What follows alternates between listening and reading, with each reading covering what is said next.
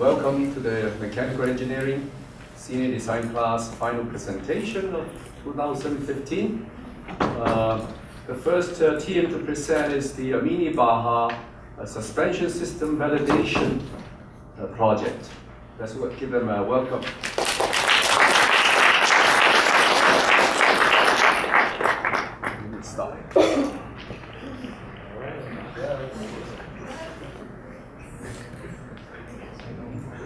Hello. All right. Good morning, everybody. My name is Young.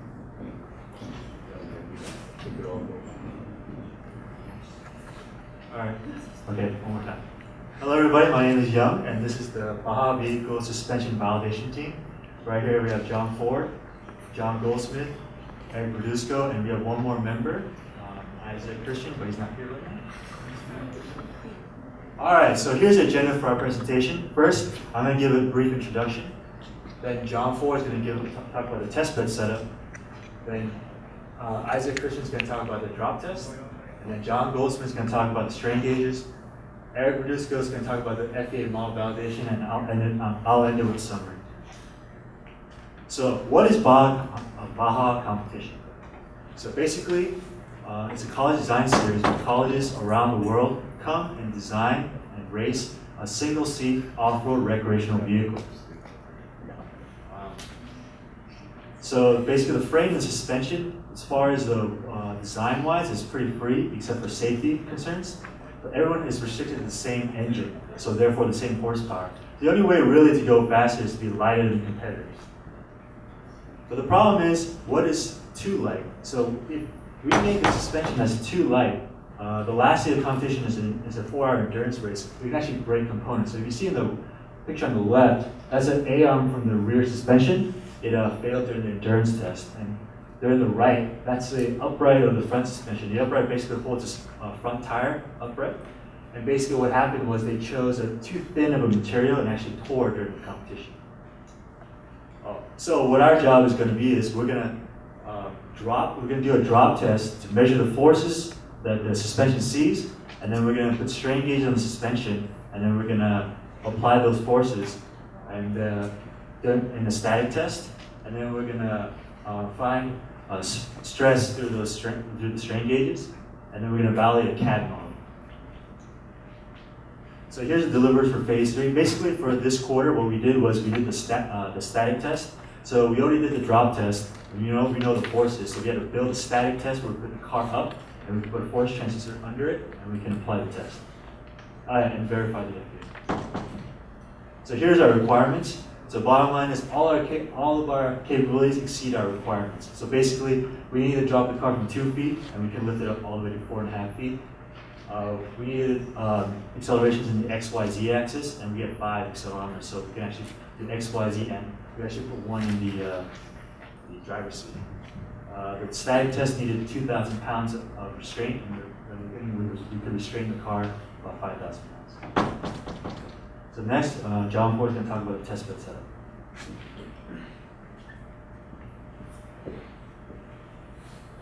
Morning, everybody. My name is John Ford. I'm talking about the test bed setup. So this is the overall picture of this is actually phase 2 of the drop test. This picture right here is showing the vehicle actually suspended about 30 degrees forward. We made sure every time we lifted the vehicle we wanted at least 2 feet off the ground, as Jake said in the requirements. And this is this picture on the right hand side is actually a zoomed in picture of the quick release system that we actually designed for the system itself. What we did is we took a shackle with the plate, and then from there we were able to have an operator pull the pin out when we lifted the vehicle so it could drop down. We used a forklift that was rated about 5,000 pounds to actually lift the vehicle. The vehicle itself weighed about 600 pounds. To mimic that weight, we used all-purpose sandbags that were about 50 pounds, and we strapped those to the car. This actual, the equipment that we used, this right here, the top left-hand corner is the shackle with the metal plate that we milled in a groove to put the actual shackle through with the pin. To lift the car, we actually used ratchet straps are rated about 2,000 pounds a piece, so it worked out to actually lift 600 pounds. We used plastic-coated wiring so the operator could actually pull the pin out during the drop test. And then this is right here in the bottom right corner is the all-purpose sand that we used. On phase 3 for the static test, what we did is we took an I-beam table and we bolted it to the ground. This was just ensure part of the requirements that we needed to put 1,600 pounds upward in the forward tire, and then in the rear tire we needed about 1,200 pounds. This is some of the one picture on the left is, this is the first concept design that we actually initially started with, but because of the diameter of the area going upward in the tire, it was actually way too small for the tire itself, and we had a lot of safety issues with it actually buckling and actually hit the operator. So this is the final design that we chose. It was a 10-ton jack, and we used the cement blocks, and then we increased the diameter of the actual point of contact for the tire itself, so that alleviated the buckling. All right, next is Isaac Christian with the drop test. Thank you. Good morning. I'm going to talk about the drop test. This was the actual placement of the accelerometers that we placed in the front tire and the rear tire. According to the egg, we placed 3 on the tires and 1 at the center of gravity for the driver. And we placed them in the X, Y, and Z axis using the right-hand rule. And this was the DAC that we used for connecting our accelerometers to the computer. And we had 4 pins that mimic the X, Y, Z axis and the center of gravity. Before we could do our actual drop test, we placed our accelerometers on a block and we tried reading accelerometers so that we can use the software connected to it. So we connected 3 accelerometers to the block and we dropped it and we saw readings. This was the actual drop test that we conducted.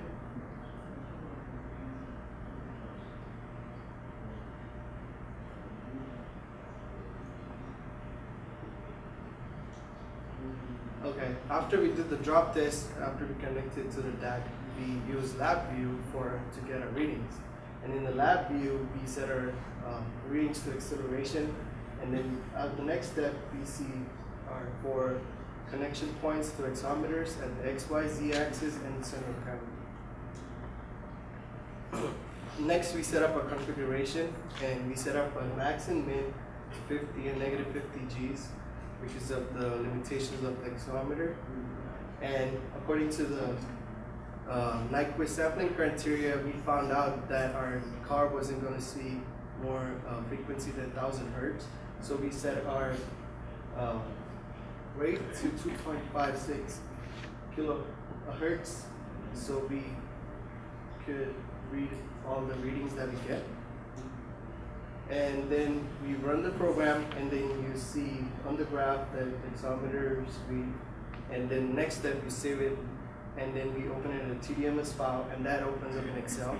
Because we use 2.56 kilohertz, we get a bunch of readings, and then for that, you have to find our max and our min accelerations. This was all the data we collected, and for the first one, we see the flat, when our car was flat. We see 52 Gs in the front and 40.3 at the back. The front raised 30 degrees. We raised our car 30 degrees, and we got those readings. And the left side raised 30 degrees, and the right side raised 30 degrees, and the rear side raised 30 degrees. And we found out our acceleration at the driver's seat, the CG, it's 18.7 Gs. Next, John was going to talk about string gauges.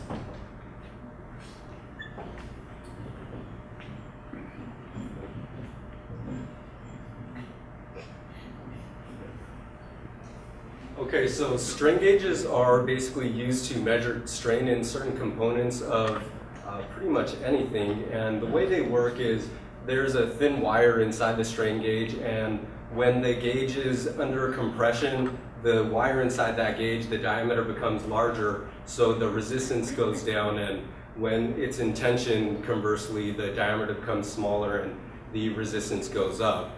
Every strain gauge is set to a specific resistance. The ones that we were using were all set at 350 ohms. So when you wire up the strain gauges, they can be set up in many different configurations, either from a quarter bridge, a half bridge, or a full Wheatstone bridge. We ended up using a half Wheatstone bridge because with that setup we could do both the temperature fluctuations, we could compensate for them, and also measuring both the compressive and tensile loads. So we set up a small test bed over here so we could verify that we were getting accurate and viable results out of the strain gauges. And basically the strain is equal to the moment times the distance to the neutral axis divided by the moment of inertia times its modulus of elasticity. And then when we were doing our calculations, we ended up with about a 15% deviation, and we contributed it to forgetting to ground the DAC system while we were doing the initial testing, as well as some resistance in the lead wires we were using. So when we set up the test, basically we used the FEA analysis to know where the strain gauge locations were going to be. And then once we knew where the locations were going to be, we took the data from the drop test and the accelerometers and then calculated what forces we were going to be inputting into the actual suspension on the static test. So what we did next was set up the hydraulic jack with the force transducers, and that allowed us to know the exact force that we were inputting into the system when we were doing our static test. So what we had found is that the majority of the control arms in both the front and the rear suspension only were in rotation, so they saw very little loads. But in the front suspension, the lower control arm did receive the majority of the strain, and that's the one where the shock was attached to as well. And that one, and the other arm is just basically seeing a rotation, so it sees very little strain. On the rear suspension, it's just the rear trailing arm that has the same effect in the vertical direction for the strains, and the rest of the arms see also very, very little strain because it's that rotation. Next we have Eric with the FEA analysis. Okay, so I was in charge of doing the FEA analysis. So what we wanted to do, we wanted to verify that we actually see strain in our suspension components. What we did first, we created all of our suspension components in SolidWorks, and after that, SolidWorks actually breaks up our model into very small finite elements, which are then shared by a node. When we apply a force, these nodes experience a displacement, which then SolidWorks can figure out the stress and strain. We also have the option to choose whether to have a coarse and a fine mesh. The difference between them is that a fine mesh creates way more nodes and can have more accurate results. So for this project, we chose to use motion analysis. We chose this one because it's time dependent, so we actually tell SolidWorks how long to run the simulation for. We have the option to add a spring, which in our case, we had to take a spring apart and actually add weights to our spring so we can know the spring rate. The force we're applying is the force we found during a drop test, which was 1,600 pounds, and we're applying it at the bottom of the tire. Then we have a contact feature. What that does is prevents two parts from interfering. In our case, that will be the shock actually bottoming out.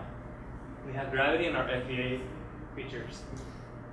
So after we run the simulation, we look at the stress results. What we found is that we have a top view over there and the side view. We found that based on our strain results, we should see a lot of stress on the bottom A arm and in the vertical direction.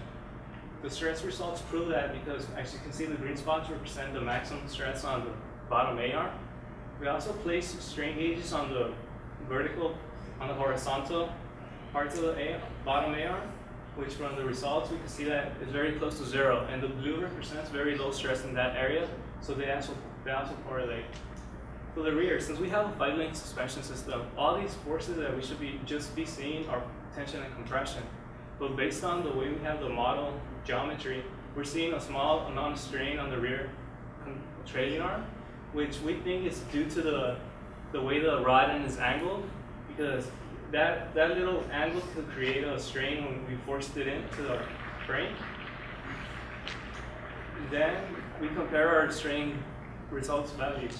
So we found that the front, we have a 15% error, and the rear, we have a 68% error. We think the rear is a 68% error because of the rear slide. When I did the FEA geometry, I didn't take those little angles into account on all the rod ends. So by fixing that, we could actually get a more accurate model in SolidWorks. We also had to take the materials properties into consideration because SolidWorks uses one number, and then if we look online, that way it uses another one. We also had to, the method we applied with the force, the way I did it in SolidWorks, we had an impact force, but in real testing, we actually jacked up the car and applied a small amount of force each time. And now, Young's gonna give a little summary. Okay, so to summarize, basically what we did was we dropped the car using accelerometers. We got the forces from that. Then we made a static test. We applied those forces and we measured the strain and we got the stress. And then we validated that with the CAD model. Anyone have a question?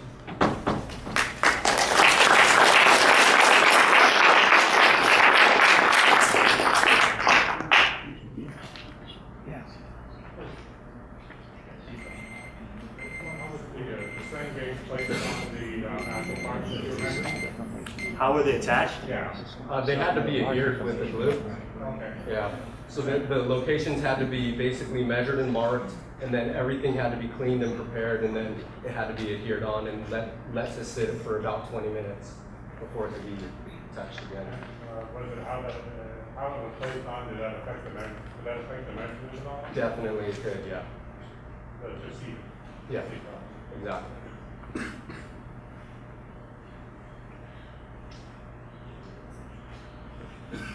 Yes, sir. I might have missed it. Did you take into account the driver, the weight of the driver? Yes. And yeah, go ahead. With the weight, we used the all-purpose sand, and we used about 4 of those, and it counted for about 200 pounds. We secured that in the vehicle during the drop test. We irrelevant for the static test. Did you take a so that's one data point or set of data points? Did you take a second set of data points with slightly different parameters? Or? No, we just put 200 pounds. We just strapped it to the driver's seat, and that's what that's how we did the drop test.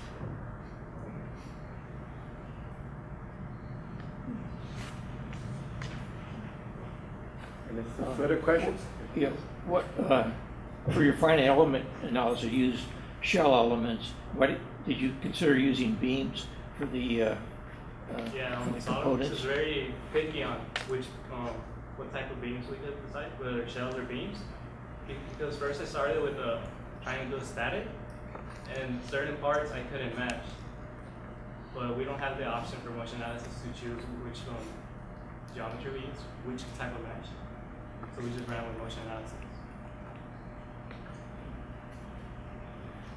So as a result of this, were you going to change the design? Did it point you to you're fine, or you have too thick or too thin? Did it point you to any design changes? Yeah, so basically, in this car, this is the car we used, and this is the current car. So in that car, the top suspension members are 1-inch members, but the top they're not in any bending. Only the bottom one is. So we're just gonna keep the bottom one 1-inch, and the top one we actually reduced it to 3/4 inch tube. And so we did make it like. Yes. Great job, guys. Did you go to this competition this year? It's No, actually, the competition is happening right now. So they left in. They left on Monday because it's in Oregon, so they drove out there. So they actually took the 84 car. They're in competition right now.